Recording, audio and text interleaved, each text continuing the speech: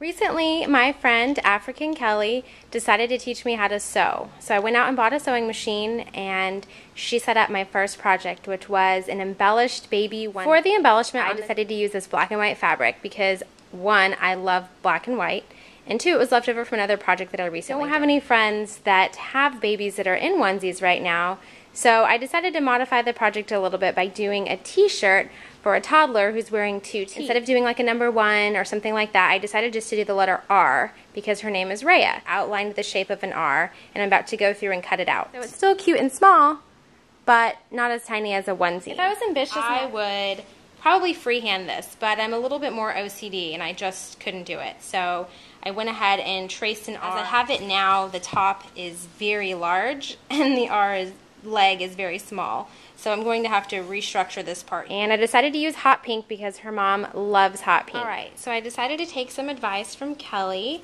and use some straight pins. And I cut out an R because I was having some trouble freehanding, securing it so that I can cut and not get out of line. So now I'll be able to follow the guide of my R.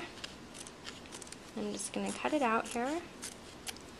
Obviously this is much longer than doing the freehand option, so if you're not OCD like me and you can stand doing that, then you go for it. You'll save yourself some time. Okay, so in the next step, I was going to place some interfusing on the back side of this, like Kelly talked about, just to give it more of a shape and to give it more hold. But I think I bought the wrong kind. So for now I'm going to put that on hold, and instead I'm going to prep my sewing machine by setting up my bobbin and needle. For Rhea's little 2T t-shirt, I'm using hot pink thread since the t-shirt is hot pink and the fabric's black and white. That way the pink can contrast on the black and white. It's all wound up and ready to go. Now I'm just going to snip the thread and then push it back into the lock position. Okay, so I finally got the right interfusing, this kind, for light to medium weight fabric. Now I've pinned the R in place with these little cute yellow pins. I'm going to start close near the bottom of the R since it's a straight edge and it's my first time. I figured doing a straight edge would probably be the way to go. This can get quite frustrating. I've been trying to sew this R for a long time and it's hard to tell from the video, but basically I ended up sewing the t-shirt together on both sides. What a great time to point out what a seam ripper is. It's going to allow me just to rip the seam so that I can take the t-shirt apart and start over. I'm already making little holes in the t-shirt that I wish weren't there, but this is a first project, so perhaps I should have stuck with the baby onesie, as I'm pretty sure a newborn would be less critical of my sewing skills than a 2-year-old, but nonetheless, as Kelly mentioned, I'm sure spaghetti sauce would be all over this shirt in a matter of moments after she's worn it, or in Rhea's case, probably chocolate or powdered sugar. I'm trying to make it look presentable.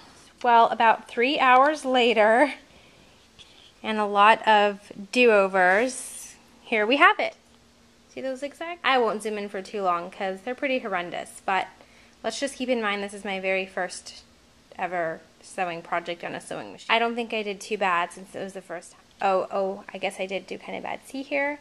I trimmed the R leg a little short. I trimmed it in process after I'd already sewn this one, so it got to be a little bit short, but that's okay. I'm just going to let it go. I think in the future I will stick to making things for babies with names that maybe start with the letter I, because I clearly did a good job on this part.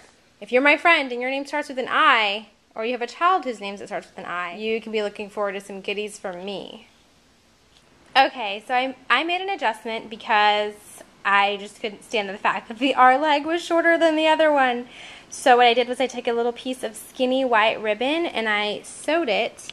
You can't see right now, but I laid it flat against the fabric and then I zigzag sewed it down. Then I tied 2 knots and I tied it into a little bow. So there you have it.